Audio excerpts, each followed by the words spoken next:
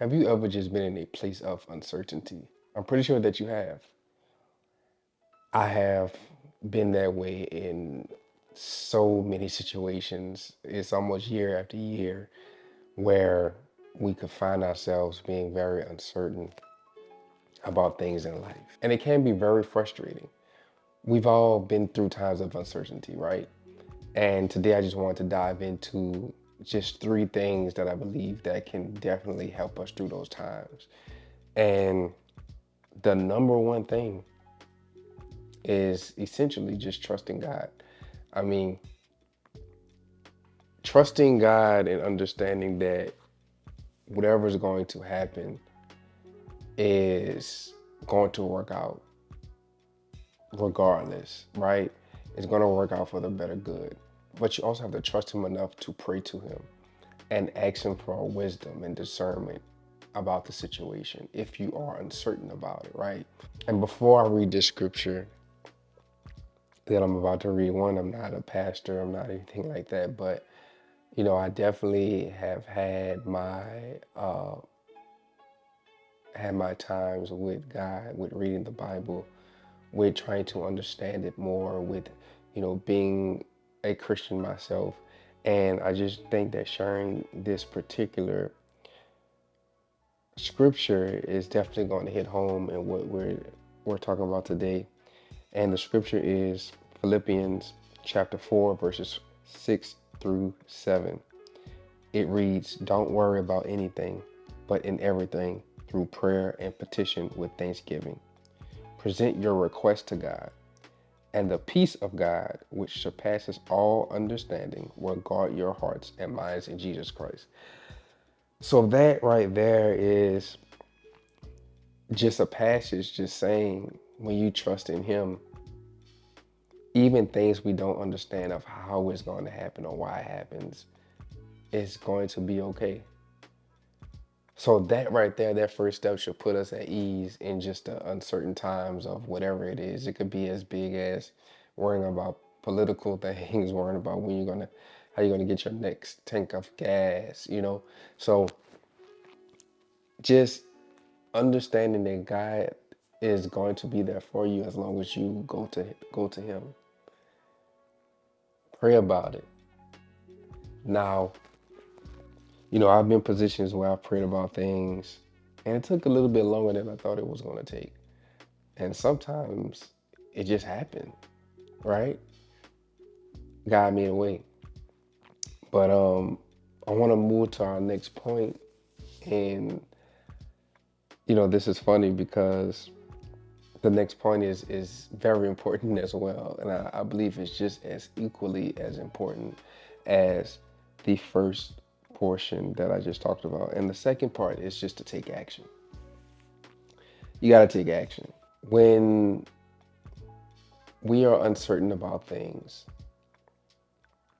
and we just sit there and wait, I, I truly feel like now we're just sitting there and letting the world kind of just happen. You're not fighting against the friction that's happening with you. You're not fighting against it. And of course, it depends on the situation, right? If it's something that you're uncertain about that you cannot control,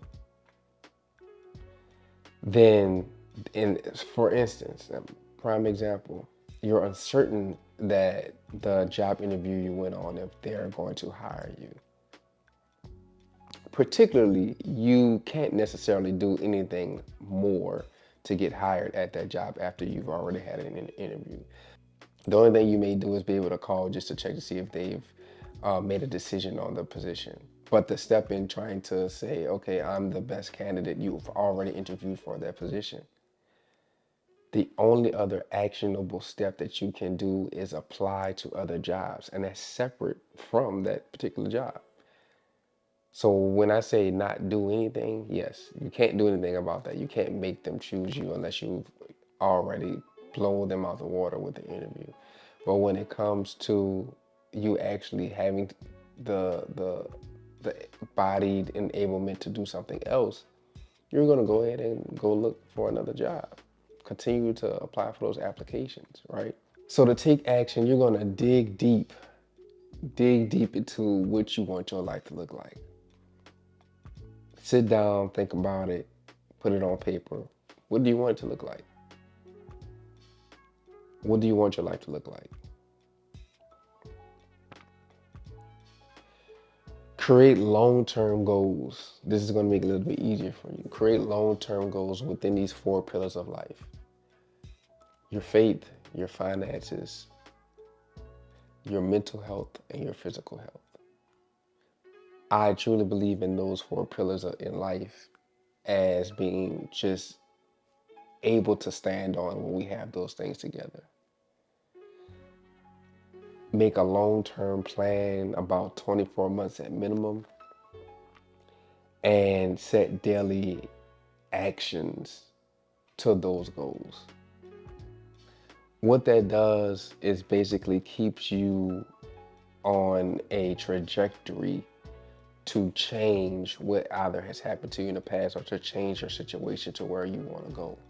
And the reason why I say long term is because once you keep doing this, keep doing these things, going after these goals, you're only going to get closer to the life that you want, that you thought about and put on paper. Oh, I want to make this amount of money. I want to get closer to God. I want to believe in something, right? That means I'm going to go to maybe a Bible study. I'm going to commit to Bible study in church for the next 24 months. I want to have a healthier body. I'm going to cut out sugar for the next 24 months. And you can start off incrementally. Start with 90 days. But when you have a 24-month span, you're committed for a longer time to make sure that you see progress. 90 days may give you some progress, but we in this age of social media, and I fight this myself. In the age of social media, we have this thing about us that things have to happen so quick.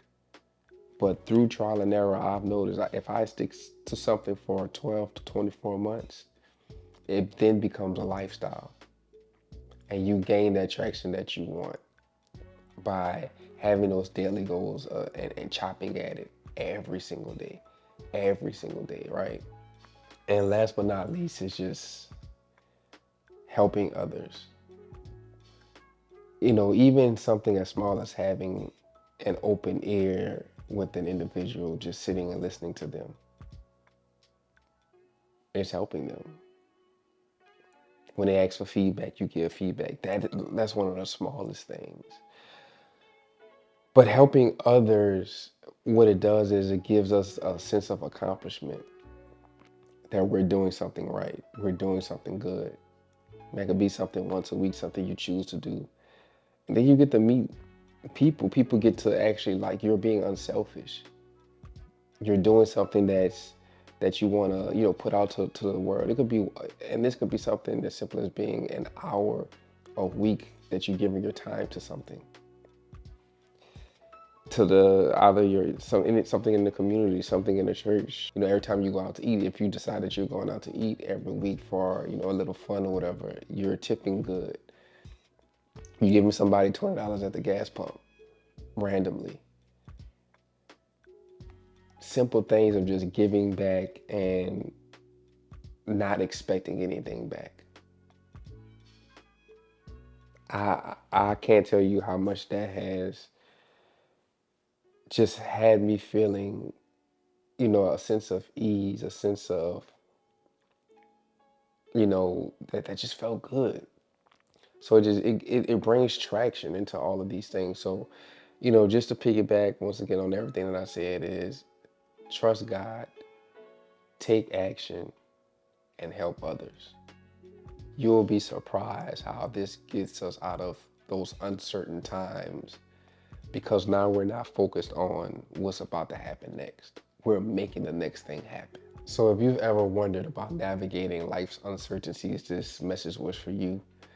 And I thank you for watching. So please like, share, and subscribe to my channel. There'll be many more videos to come. God bless.